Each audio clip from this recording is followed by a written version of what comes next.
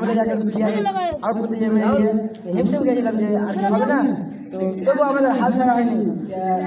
যে গোল করেছিল তার প্রচেষ্টায় আমরা শেষ পর্যন্ত এই ম্যাচটি উইন করতে পারলাম। বা তোমাদের প্রচেষ্টাটাও আমার দারুণ লেগেছে, দারুণ শেষ অব্দি একদম দম দিয়ে খেলেছো, সর্বোচ্চটা দিয়ে খেলেছো। এটা হচ্ছে স্পিরিট অফ এ উইনার, ঠিক আছে? সেটা সোহেলের মধ্যে আজকে আমি দেখতে পেলাম। ছেলেটা অন্যরকম হলেও কিন্তু খেলাধুলায় দারুণ পারদর্শী, ঠিক আছে? ঠিক আছে, খুব ভালো লাগলো।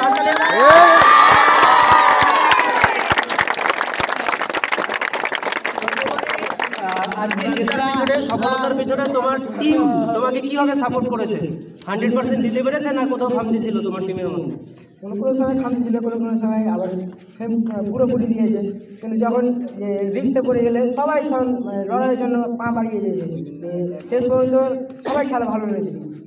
শেষ পর্যন্ত যা ফাইনালে আসার যে আসতে পেরেছি শেষ দুটো প্ল্যানটির জন্য, যে আমরা প্ল্যানটিতে হিমশিম খেয়ে গেছিলাম যে হবে কি হবে না, শেষ পর্যন্ত আমাদের একজন দলের। তোমরা আজকে চ্যাম্পিয়ন হয়েছো, কি তোমরা খেলার শুরুতে ভেবেছিলে যে চ্যাম্পিয়ন হবে?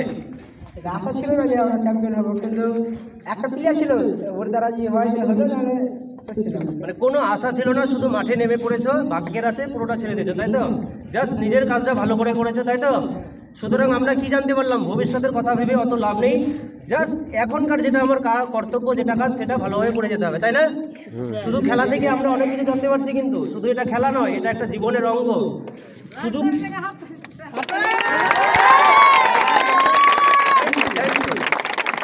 ঠিক আছে, আর একটা কথা আছে, মাছে ভাতে বাঙালি, তাই না? মাছে ভাতে শুধু বাঙালি নয়, মাছ ভাত প্লাস ফুটবল, এই তিনটা হচ্ছে আমাদের বাঙালির সব থেকে বড় পরিচয়। এটা সবার জানা আছে তো? জানা আছে? মাছ ভাত, বাইরে কোথাও যাবি বাঙালি মানেই মাছ ভাত আর ফুটবল। ফুটবলটা হচ্ছে আমাদের বাঙালিদের ঐতিহ্য, এটা সবার তোদের জানা উচিত আর কি, ঠিক আছে?